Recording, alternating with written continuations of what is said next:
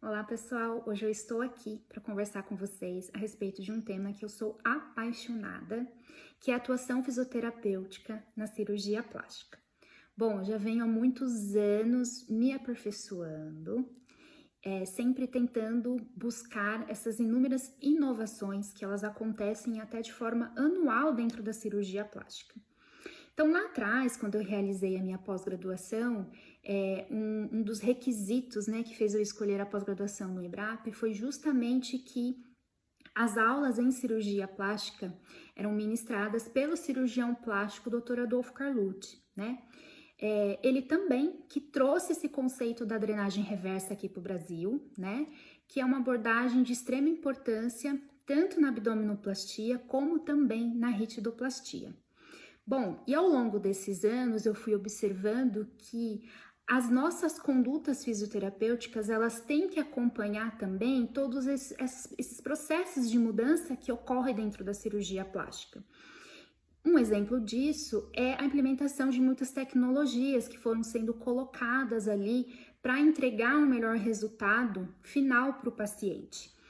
Em 2020, eu procurei um novo aperfeiçoamento em cirurgia plástica, né, que é a técnica tão conhecida, que é a fibrose zero, onde ela conquista a cada dia mais e mais cirurgiões plásticos e também as pacientes. Por quê? Porque a gente tem ali um processo de recuperação muito mais acelerado e um raciocínio clínico muito bem definido e empregado na entrega desses resultados. Em se tratando em cirurgia plástica, não existe protocolo.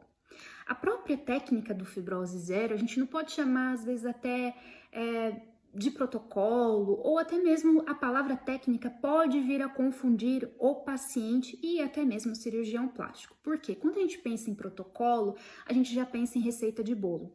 E em se tratando de cirurgia plástica, cada paciente ele vai responder de uma forma diferente.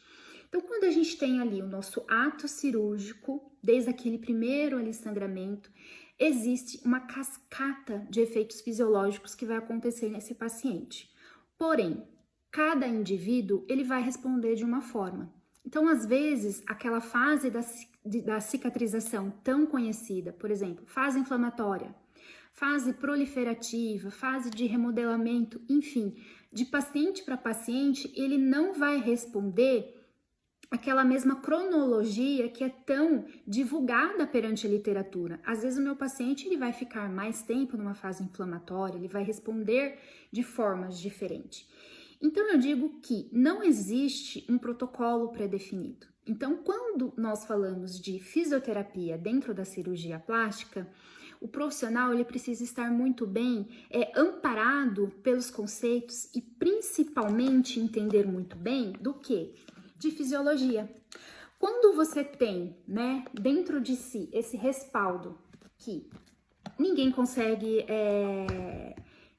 vencer e debater algo que está descrito na fisiologia, né, aquilo que a gente vê no dia a dia dos nossos pacientes. Então, quando você entende muito bem a fisiologia, você consegue raciocinar de forma clinicamente para entregar aquele melhor resultado e a melhor conduta para o seu paciente. Exemplo disso em alguns casos, eu não vou ter a necessidade de utilizar no meu paciente a drenagem linfática. Em alguns casos, vai ser muito necessário o emprego da drenagem linfática nesse paciente do pós-operatório.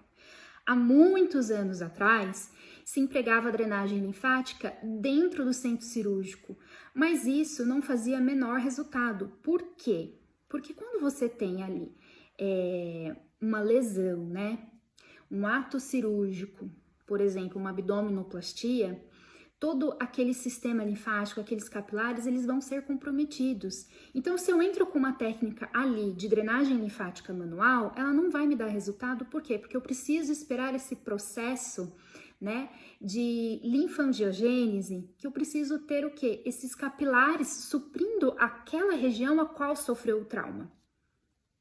Então, não existe acusação para você fazer perante um profissional, mas ele fazia errado, fui enganado. Não, não é isso. Os estudos, gente, a cientificidade está aí para isso, para ser feito estudo, para ser feito essas observações clínicas, para a gente sempre o quê? Se adequando aquilo que é necessário para o nosso paciente. Então, falando-se dessa forma para vocês, a gente cai por terra pacotes de cirurgia plástica. 10 sessões de drenagem. Não tem como você conduzir uma reabilitação em cirurgia plástica só com drenagem linfática. A drenagem linfática, por exemplo, se eu tenho ali uma fibrose já estacionada, ela não vai ter atuação. Sim, vai ser necessário condutas, tais como o uso de um taping, o uso de uma terapia manual ortopédica. Em alguns casos, vai ser necessário sim o uso de alguma eletroterapia. A fototerapia, em várias fases, ela vai ser muito bem-vinda. Então, não existe um protocolo em que eu vou dizer, olha, eu vou fazer 10 sessões de drenagem, 5 de fototerapia, 5 de ultrassom. Não é assim que vai funcionar, tá?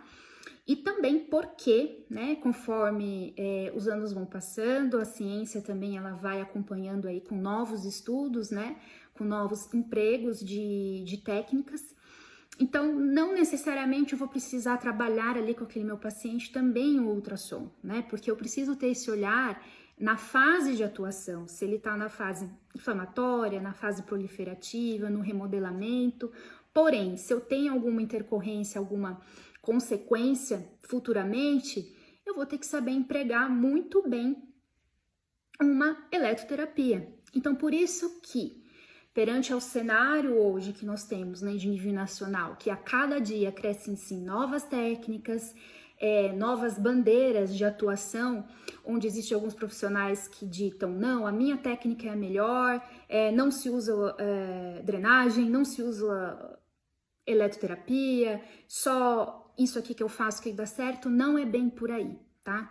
Então, hoje, depois desses 10 anos que eu tenho de atuação na minha área, o que eu digo? Eu digo que o que é soberano realmente é o estudo, é o aprofundamento, é ir atrás de técnicas seguras e você ter um embasamento muito nisso aqui, que é a fisiologia, para você conseguir elaborar o melhor protocolo, né? O melhor programa de tratamento para o seu paciente, que vai ser de uma forma bem individual, bem personalizada, e o meu tempo de recuperação ele nunca pode ser comparado com o de outra paciente, porque existem várias vertentes e situações clínicas que vão culminar nesse meu tempo de recuperação.